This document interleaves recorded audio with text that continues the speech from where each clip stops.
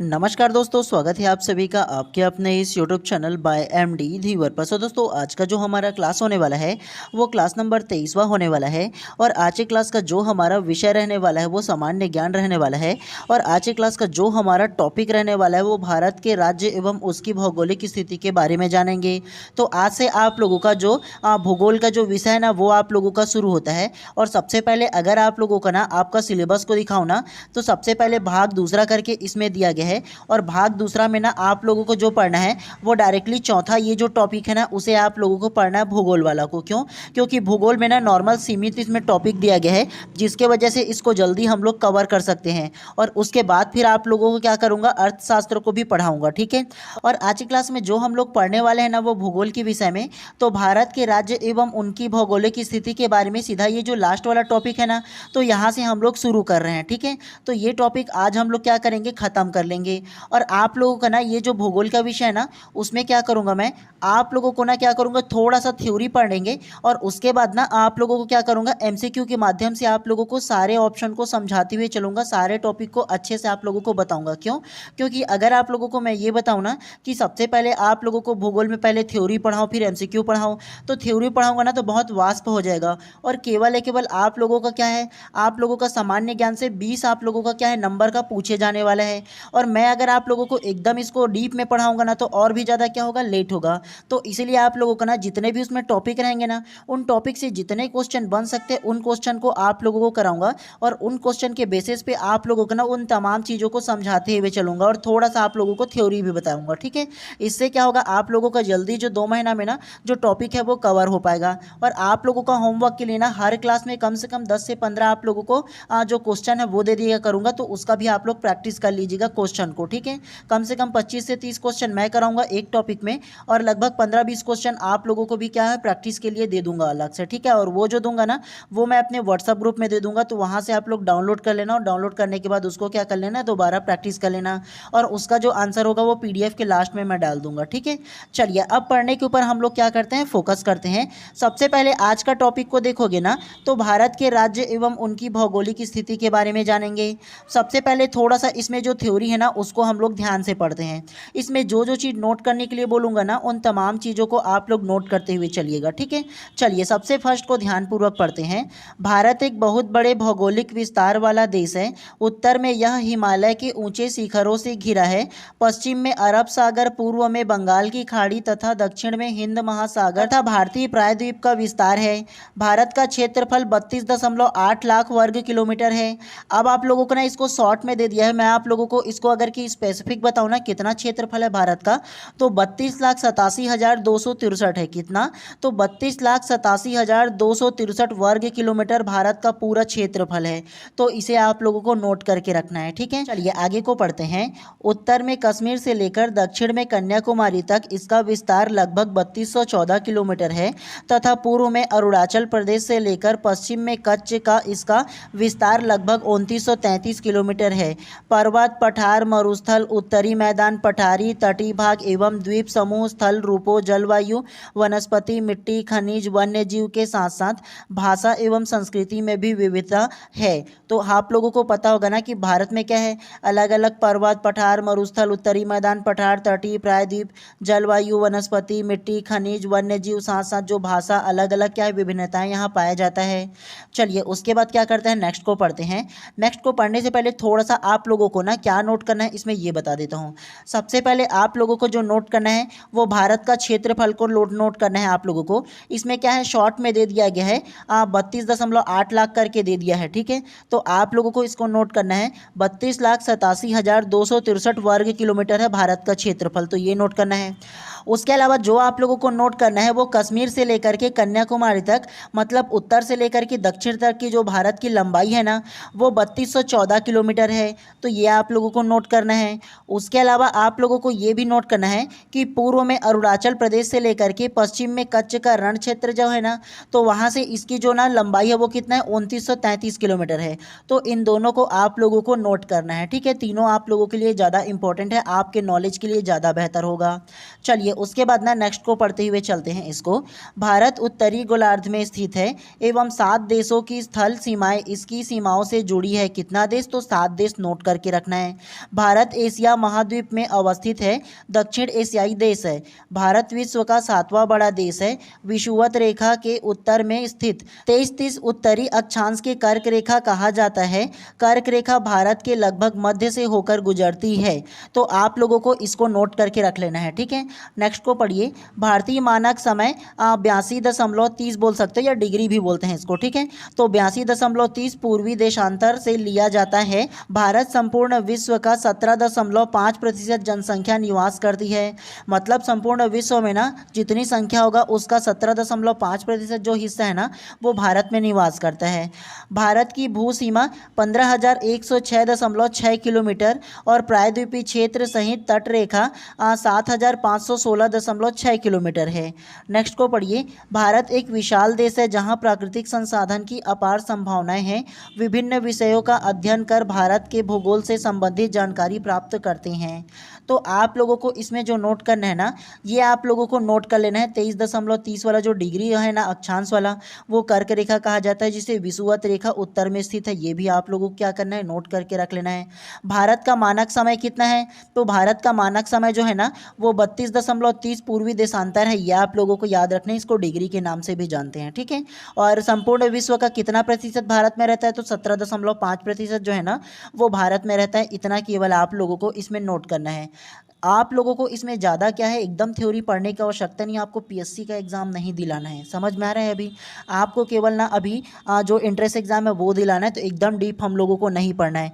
इस टॉपिक पर जितने भी प्रकार से क्वेश्चन बन सकते हैं और आपके जो प्रीवियस ईयर क्वेश्चन में आए गए प्रश्न हैं उसके आधार पर आप लोगों का जो क्वेश्चन है वो मैं लेकर के आऊँ, ठीक है। तो आप लोगों को क्या करना है, ध्यानपूर्वक पढ़ना है और मेरे आंसर लेने से पहले खुद आंसर लेने की आप लोगों को कोशिश करना है। तो ये ध्यान रखना है, ठीक है। चलिए प्रश्न क्रमांक फर्स्ट को सबसे पहले अब हम लोग ना ध्यान से पढ़ते हैं और मेरे आंसर लेने से पहले खुद लेना, उसके अलावा कोई ऑप्शन नहीं है आप लोगों को, ठीक है। चलिए प्रश्न क्रमांक फर्स्ट को ध्यान से पढ़िए। कर्क रेखा भारत के किन राज्यों से होकर गुजरती है? ऑप्शन ए करके दिया है Gujarat, Rajasthan, Madhya Pradesh, Chhattisgarh, Jharkhand, Paschim Bangal, Tripura, Mizoram. Option B Rajasthan, Uttar Pradesh, Bihar, Paschim Bangal, Meghalaya, Assam, Nagaland. Option C Maharashtra, Chhattisgarh, Orissa. या ऑप्शन डी इनमें से कोई नहीं। तो क्या इसका आंसर होगा, पहले आप बताइए, फिर मैं आप लोगों को विस्तार पूर्वक इसका आंसर बताऊंगा।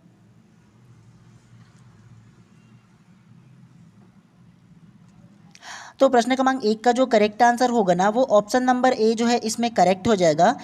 गुजरात, राजस्थान, मध्य प्रदेश, छत्तीसगढ़, झारखंड, पश्चिम बंगाल, त्रिपुरा और मिजोरम इसमें करेक्ट हो जाएगा। कैसे? कर्क रेखा भारत के किन राज्यों से होकर गुजरता है? तो कर्क रेखा जो है ना वो भारत के गुजरात, राजस्थान, मध्य प्रदेश, छत्तीसगढ़, झारखंड, पश्चिम बंगाल, त्रिपुरा और मिजोरम से होकर के गुजरता है। जो कर्क रेखा है ना वो इस प्रकार से ऐसे गुजरता है, ठीक है। यहाँ से लेकर के गुजरात से लेकर के ना पूरा की पूरा कहाँ तक की, मिजोरम तक की होकर के गुजरता है। तो ये आप लोगों को याद रखना है, टोटल 7 राज्यों से होकर के गुजरता है। चाहो तो नोट करके रख सकते हो, इसीलिए आप लोगों को थोड़ा सा थ्योरी में आप लोगों ने पढ़ा होगा, ठीक है।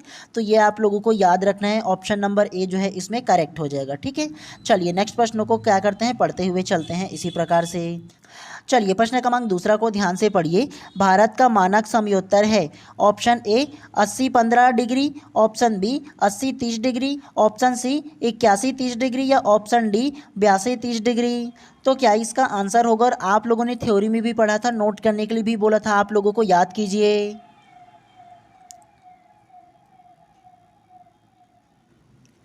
तो प्रश्न क्रमांक दूसरा का जो करेक्ट आंसर होगा ना वो ऑप्शन नंबर डी 82-30 डिग्री इसमें करेक्ट हो जाएगा। कैसे? भारत का मानक समयोत्तर है, तो भारत का जो मानक समयोत्तर होगा वो 82-30 डिग्री इसमें करेक्ट हो जाएगा। और आप लोगों को मैंने थ्योरी में भी बताया था ना, थोड़ा सा आप लोगों को नोट करने के लिए। अब आप लोगों के मन में थोड़ा सा ये सवाल आ सकता है कि भारत का मानक समयोत्तर क्या होता है। तो भारत का मानक समयोत्तर के बारे में थोड़ा सा आप लोगों को बताओ ना। तो आप लोगों ने ग्लोब देखा होगा ना, तो ग्लोब में आप लोगों ने देखा होगा कि इस प्रकार से जो रेखा होता है खड़ी खड़ी ऊपर से नीचे की ओर आप लोगों ने देखा होगा खींचा होता है, तो इसे ही क्या कहा जाता है, तो इसे ही ना ग्लोब में क्या बोला जाता है, देशांतर रेखा कहा जाता है ना। और इस प्रकार से आप लोगों ने एक रेखा देखा होगा ऐसा खींचा हुआ, तो इसे अक्षांश रेखा कहा जाता है। ठीक है, तो अक्षांश और देशांतर दो प्रकार की रेखाएं होता है, और भारत में भी क्या है ना, मानक समय रेखा जो है ना वो देशांतर रेखा के आधार पर लिया गया है। और ये जो देशांतर रेखा है ना वो भारत में प्रयागराज, मतलब उत्तर प्रदेश का जो प्रयागराज है ना, पूर्व में जिसे इलाहाबाद के नाम से जानते हैं, तो वहाँ के जो मिर्ज़ापुर नामक स्थान है ना, तो वहाँ से होकर के गुजरता है। और यहाँ का जो समय है ना वो ग्रीनविच मध्य से 5.5 घंटे क्या है आगे है। तो ये आप लोगों को याद रखना है। कैसे 5.5 घंटे आगे है, तो आप लोगों ने सुना होगा कि अमेरिका में अभी रात है तो भारत में अभी दिन है, कोई और देश में जाओगे तो क्या है अलग अलग समय बताता है ना। तो देखो ये जो देशांतर रेखा है ना उसके माध्यम से जो समय है ना उसको क्या किया गया है, डिवाइड किया गया है अलग अलग देशों में, ताकि टाइम जो है वो मेंटेन रह सके। तो इसीलिए आप लोगों ने देखा होगा अमेरिका का समय अलग होता है, भारत का समय अलग होता है। आप लोग ना इस क्लास को लेने के बाद एक बार गूगल में जा करके सर्च कीजिएगा कि अमेरिका में अभी कितना टाइम हुआ है, जापान में कितना टाइम हुआ, और दूसरा देश में कितना टाइम हुआ है, और भारत में कितना टाइम है। तो ये आप लोगों को क्या है समझ में आ जाएगा। इसी ना जो मानक समय रेखा है ना तो अपने अपने आधार पर देशांतर रेखा के आधार पर लिया गया है। ठीक है, समझ में आया आप लोगों को। चलिए नेक्स्ट प्रश्न को पढ़ते हुए चलते हैं इसी प्रकार से। अब चलिए प्रश्न क्रमांक 3 को ध्यान से पढ़िए। भारतीय मानक समय ग्रीनविच मध्य समय से कितना आगे है। ऑप्शन ए 5.30, मतलब यह है कि 5.5 घंटा।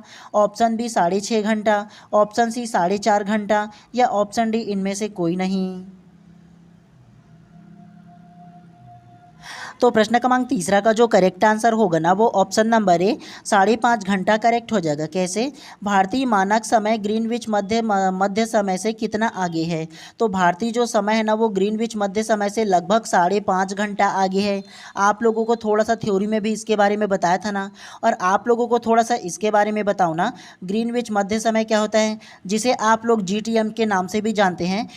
और ये जो ग्रीनविच समय है ना वो लंदन के पास एक जगह है, ग्रीनविच नामक एक स्थान है, वहाँ से ना दुनिया की जो टाइम है ना उसको मापा जाता है। ठीक है, और वहाँ का जो टाइम है ना और भारत का जो टाइम है तो वहाँ से लगभग 5.5 घंटा क्या है, तो 5.5 घंटा उसमें डिफरेंस है, ये आप लोगों को याद रखना है।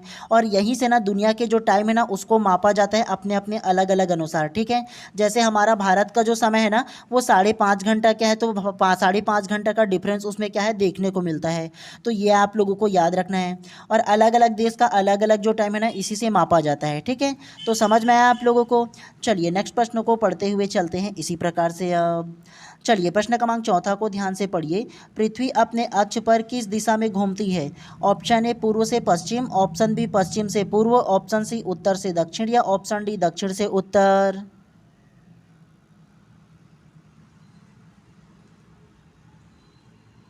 तो प्रश्न क्रमांक 4 का जो करेक्ट आंसर होगा ना वो ऑप्शन नंबर बी पश्चिम से पूर्व करेक्ट हो जाएगा। कैसे, पृथ्वी अपने अक्ष पर किस दिशा में घूमती है। तो पृथ्वी अपने अक्ष पर जो घूमता है वो पश्चिम से पूर्व की ओर घूमता है, ये आप लोगों को याद रखना है। पश्चिम किस साइड होता है, तो आप लोगों को देखोगे ना तो इस प्रकार से बना सकते हो, उत्तर हो जाएगा, दक्षिण हो जाएगा, इस तरफ पूर्व हो जाएगा, और इस तरफ क्या होगा पश्चिम हो जाएगा।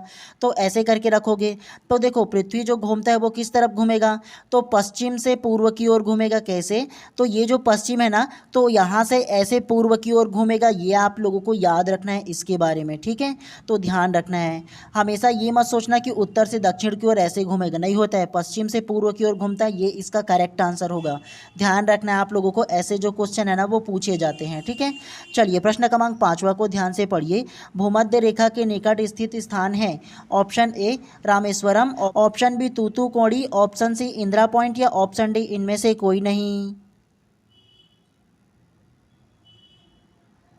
तो प्रश्न क्रमांक 5 का जो करेक्ट आंसर होगा ना वो option number C Indira point correct हो जाएगा। कैसे, भूमध्य रेखा के निकट स्थित स्थान है, तो भूमध्य रेखा के निकट जो स्थित स्थान है वो इंदिरा पॉइंट करेक्ट हो जाएगा।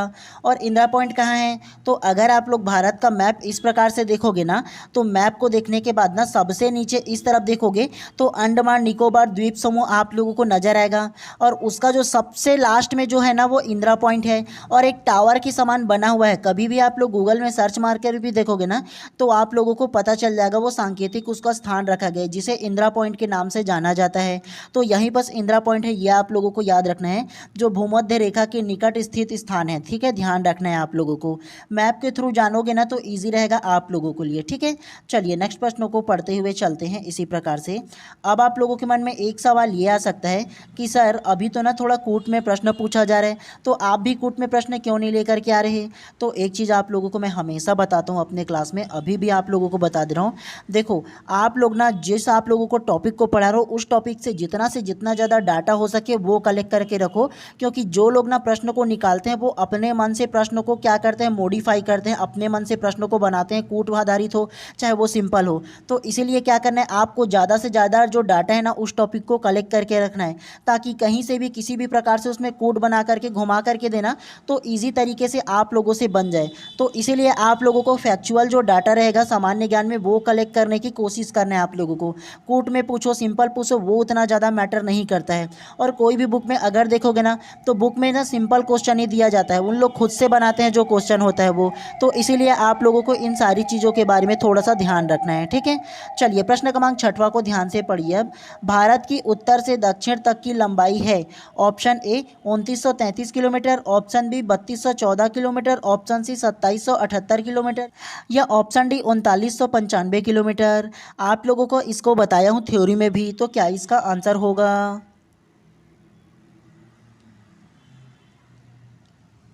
तो प्रश्न क्रमांक 6 का जो करेक्ट आंसर होगा ना वो option number B 3214 kilometre correct हो जाएगा। कैसे?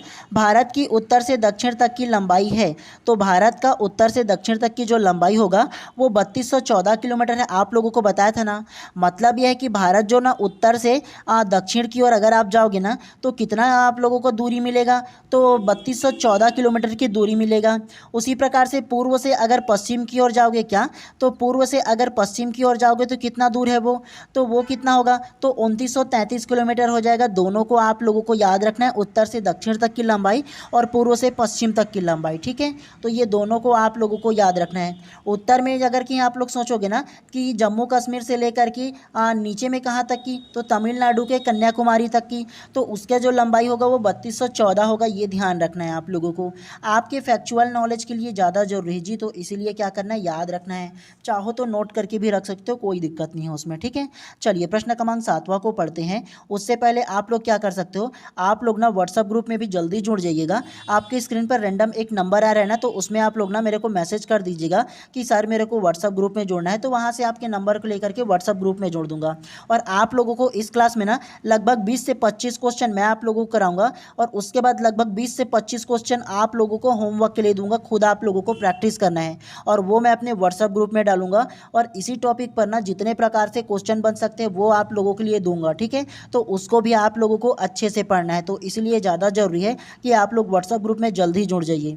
आप लोगों के मन में ये नहीं आना चाहिए कि सर बहुत लेट हो गया, 2 महीना बहुत है जी, आराम से प्रिपरेशन कर सकते हो आप लोग। ठीक है, तो इसीलिए ज़रूर आप लोग क्या कीजिएगा, व्हाट्सएप ग्रुप में जुड़ जाइएगा। ठीक है, चलिए प्रश्न क्रमांक 7वां को आप ध्यान से पढ़िए।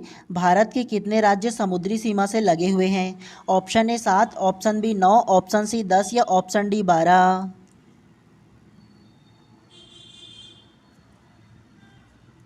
तो प्रश्न क्रमांक 7वां का जो करेक्ट आंसर होगा ना वो ऑप्शन नंबर बी 9 इसमें करेक्ट हो जाएगा। कैसे? भारत के कितने राज्य समुद्री सीमा से लगे हुए हैं? भारत के 9 जो राज्य हैं ना वो समुद्री सीमा से लगे हुए हैं, ये आप लोगों को याद रखना है।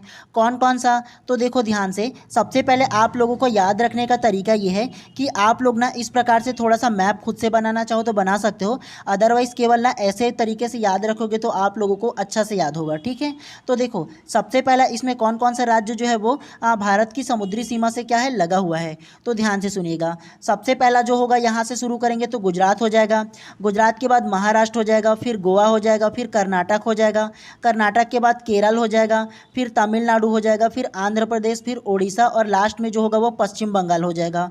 तो इस प्रकार से टोटल कितना, तो टोटल 9 जो राज्य है ना वो भारत के क्या है, समुद्री सीमा से लगे हुए हैं। तो ये आप लोगों को याद रखना है। अगर आप लोगों को इसमें थोड़ा डीप में क्वेश्चन पूछा जाएगा तो तो कैसे पूछा जा सकता है, आप लोगों से ये प्रश्न किया जाएगा कि भारत के निम्नलिखित राज्य समुद्री सीमा से जुड़े हुए हैं। इसमें क्या है, तो अलग अलग आपको डाटा दे देगा 1 2 3 4 करके, और पूछा जाएगा इनमें से कौन सा सही है। तो कूट आधारित पूछा जाएगा, तो ऐसे आप लोगों से घुमा करके पूछा जा सकता है कि इनमें से कौन कौन सा जो राज्य है वो समुद्री सीमा से लगा हुआ है या कौन कौन सा राज्य समुद्री सीमा से नहीं लगा हुआ है। ये ऑप्शन में दे करके कूट में आप लोगों से पूछा जा सकता है। तो इसीलिए इस प्रकार की जो फैक्चुअल डाटा है ना, उसे आप लोगों को याद रखना है, ठीक है। इसीलिए बोल रहा हूँ, आप लोगों को ये माइंड में नहीं आना चाहिए कि कूट में पूछो, कूट में पूछो। आप लोगों का ज़्यादा से ज़्यादा जो डाटा है वो कलेक्ट करने की कोशिश करना है, तो इससे आप लोगों को ईजी रहेगा, ठीक है। चलिए प्रश्न क्रमांक 8वां को ध्यान से पढ़िए। लक्षद्वीप स्थित है ऑप्शन ए बंगाल की खाड़ी में, ऑप्शन बी मन्नार की खाड़ी में, ऑप्शन सी अरब सागर में, या ऑप्शन डी कच्छ की खाड़ी में।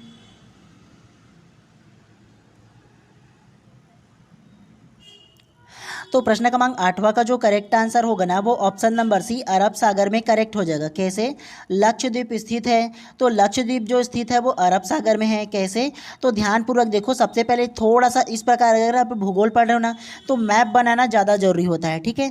देखो अरब सागर कहाँ है, तो इस तरफ क्या है, तो अरब सागर है, और इस तरफ क्या है, बंगाल की खाड़ी। तो इस तरफ ए लिख लो, इस तरफ भी। ए का मतलब अरब सागर और बी का मतलब बंगाल की खाड़ी। तो देखो अरब सागर में क्या है, तो इस तरफ क्या है, तो इस तरफ लक्षद्वीप स्थित है, यह आप लोगों को याद रखना है, ठीक है। और लक्षद्वीप जो है ना, वो 30,000 वर्ग किलोमीटर में फैला हुआ है। कितना, तो 30,000 वर्ग किलोमीटर में फैला हुआ है, यह आप लोगों को याद रखना है। और ये जो लक्षद्वीप है वो भारत के दक्षिण पश्चिम तट में स्थित है, ये आप लोगों को ध्यान रखना है। जैसे उस तरफ उत्तर हो गया ऊपर में, नीचे में दक्षिण हो गया, इस तरफ पूर्व हो गया, और इस तरफ पश्चिम हो गया। तो ये दक्षिण और पश्चिम के किस में है, तो बीच में आ रहा है ना, दक्षिण पश्चिम में। तो इसीलिए दक्षिण पश्चिम के बीच में क्या है, ये जो लक्षद्वीप जो है ना वो स्थित है, ये आप लोगों को ध्यान रखना है, ठीक है। तो इसीलिए प्रश्न क्रमांक 8 का जो करेक्ट आंसर है ना, ऑप्शन नंबर सी जो है इसमें करेक्ट हो जाएगा। मैप को थ्रू याद रखोगे ना, तो जल्दी से आप लोगों को याद होगा। इसीलिए आप लोगों को ना जहाँ जहाँ मैप की जरूरत होता है थोड़ा सा बना बना करके बता देता हूँ, ठीक है। चलिए प्रश्न क्रमांक 9 को ध्यान से पढ़िए। श्रीलंका को भारत से अलग करती है, ऑप्शन ए मन्नार की खाड़ी, ऑप्शन बी बंगाल की खाड़ी, ऑप्शन सी पाक की खाड़ी, या ऑप्शन डी इनमें से कोई नहीं।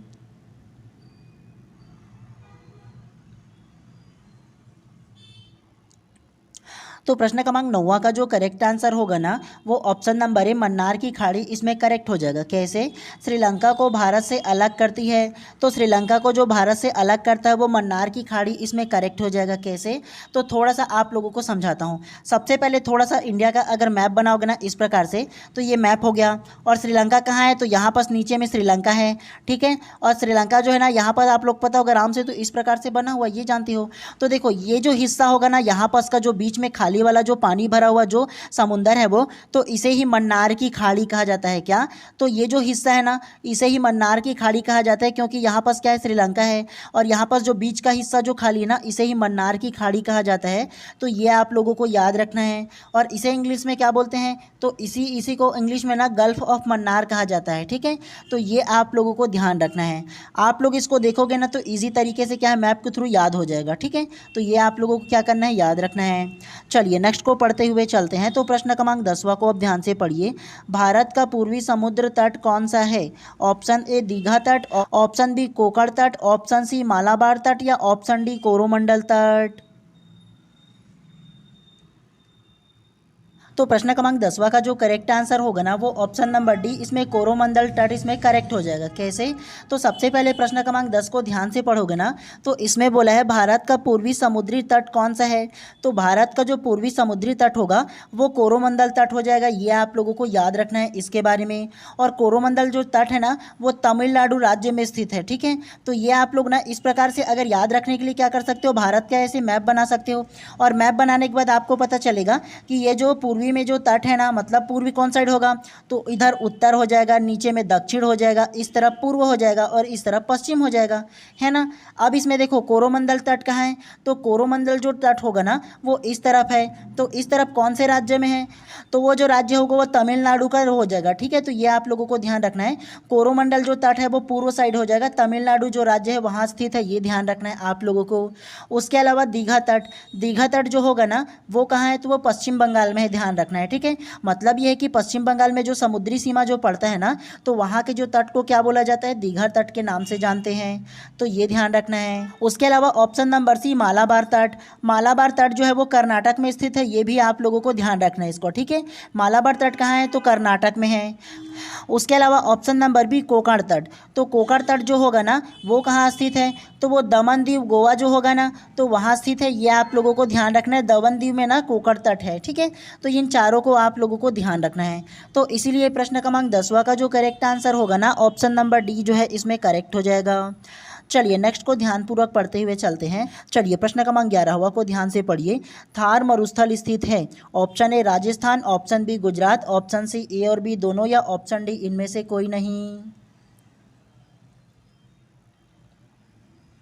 तो प्रश्न क्रमांक 11 का जो करेक्ट आंसर होगा ना वो option number A Rajasthan correct हो जाएगा। कैसे, थार मरुभूमि स्थित है, तो थार मरुभूमि जो स्थित है ना वो राजस्थान में ही ना होगा, जी हाँ।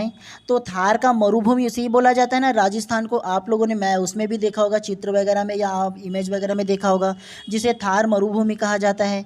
तो इसीलिए प्रश्न क्रमांक 11 का जो करेक्ट आंसर होगा ऑप्शन नंबर ए जो है इसमें करेक्ट हो जाएगा। चलिए प्रश्न क्रमांक 12वां को पढ़िए। कौन सी अक्षांश रेखा भारत के मध्य से होकर गुजरती है, ऑप्शन ए कर्क रेखा, ऑप्शन बी मकर रेखा, ऑप्शन सी आर्कटिक रेखा, या ऑप्शन डी विषुवत रेखा।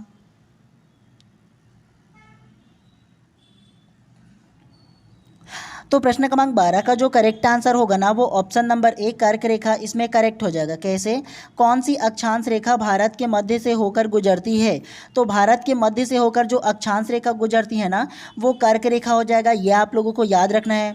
और कितने राज्यों से होकर के गुजरता है, तो टोटल ये 8 राज्यों से होकर के गुजरता है, तो ये आप लोगों को ध्यान रखना है। और अक्षांश रेखा क्या होता है आप लोगों को बताया हो ना कि अगर आप लोग ग्लोब को देखोगे तो ग्लोब में जो इस प्रकार से रेखा खींची जाती है तो ये रेखा को क्या बोलेंगे, अक्षांश बोलेंगे। और इस प्रकार से जो रेखा खींचा जाता है उसे देशांतर रेखा बोला जाता है।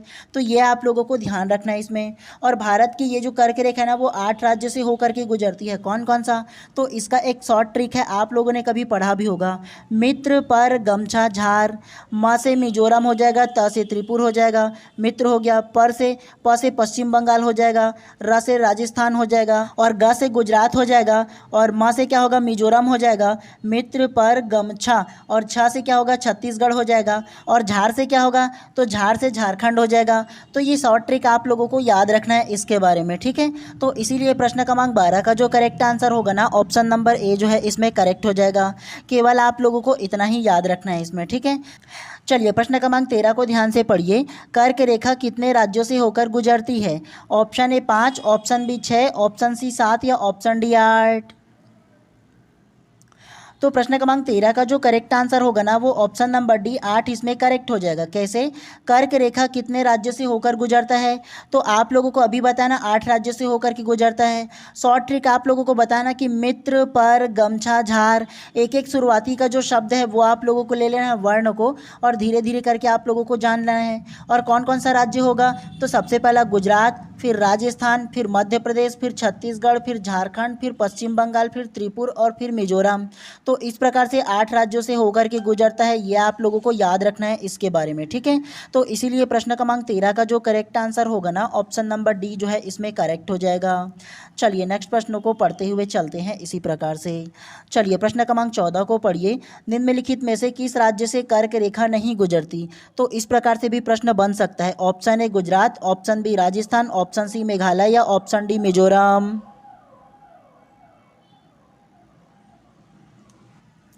तो प्रश्न क्रमांक 14 का जो करेक्ट आंसर होगा ना वो option number C Meghalaya correct हो जाएगा। कैसे, निम्नलिखित में से किस राज्य से कर्क रेखा नहीं गुजरती, तो कर्क रेखा जो नहीं गुजरती वो मेघालय ही ना हो जाएगा जी।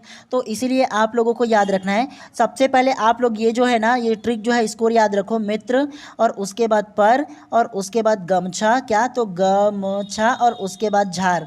तो ये आप लोगों को क्या करना है, तो झार को भी ऐसे लिख लो, लिखा गया इस प्रकार से।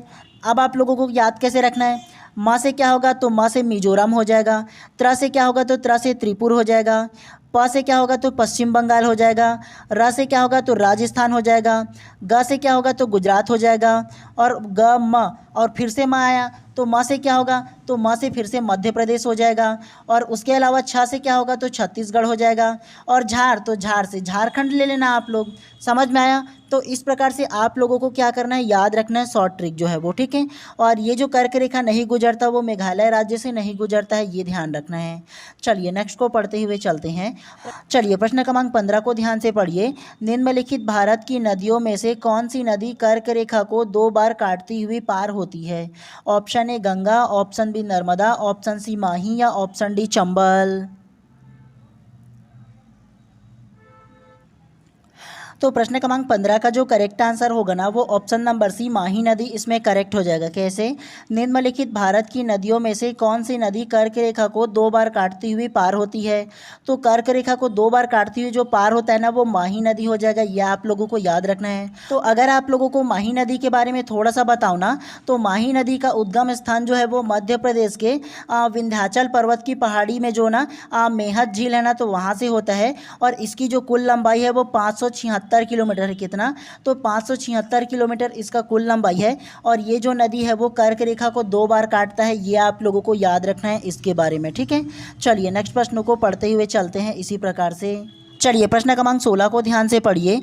द्वीपों सहित भारत के तट रेखा की लंबाई कितनी है? Option A 7516.16 kilometre, option B 6200 kilometre, option C 6100 kilometre या ऑप्शन डी 8000 किलोमीटर।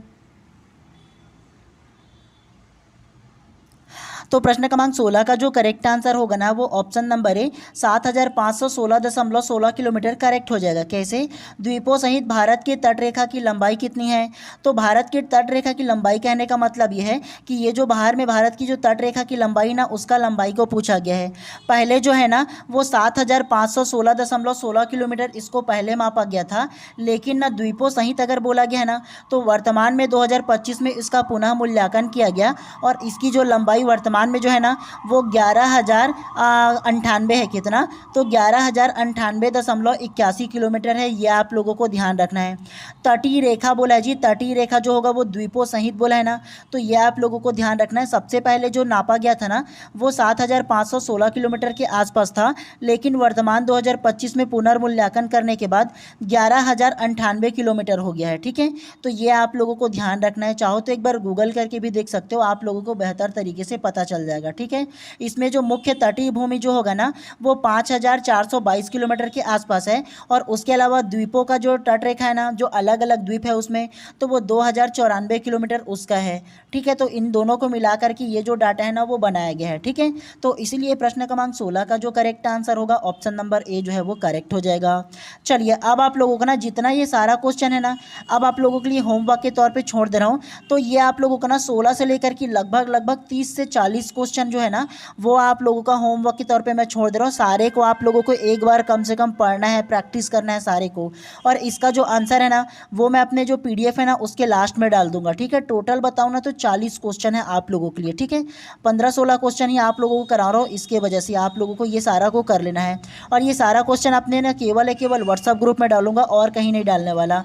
तो आप लोग क्या करना, वहाँ से डाउनलोड करके पढ़ लेना। और अभी भी आप लोगों के पास टाइम है कितना, तो 2 महीना का टाइम है। 2 महीना में बढ़िया सा तैयारी हो सकता है। अगर चाहोगे तो व्हाट्सअप ग्रुप ज्वाइन कर लेना, सारा PDF आप लोगों को प्रोवाइड कर दूंगा। एक दिन में 2 से 3 से 4 क्लास ले लेना और कम से कम बढ़िया सा 5 से 6 घंटा कम से कम पढ़ लेना। अगर गवर्नमेंट कॉलेज चाहते हो तो ज़्यादा बेहतर होगा, जो लोग अभी शुरुआत करेंगे उनके लिए, ठीक है। तो आप लोगों को ना PDF प्रोवाइड कर दूंगा वहाँ से व्हाट्सअप ग्रुप में, तो वहाँ से डाउनलोड कर लेना। और आप लोगों के लिए मैं व्हाट्सअप ग्रुप बनाया, जरूर जुड़ जाइएगा आप लोग, ठीक है। सारे क्वेश्चन वहाँ डाल दूंगा, तो वहाँ से अच्छे से एक बार प्रैक्टिस कर लेना आप लोग, ठीक है। चलिए आज के इस क्लास को यहीं पर समाप्त करते हैं। नेक्स्ट क्लास आप लोगों का फिर से ना कल लेकर के आऊँगा मैं, ठीक है। चलिए आप सभी लोगों का दिन शुभ एवं मंगलमय हो। मिलते हैं इसी प्रकार से नेक्स्ट क्लास में।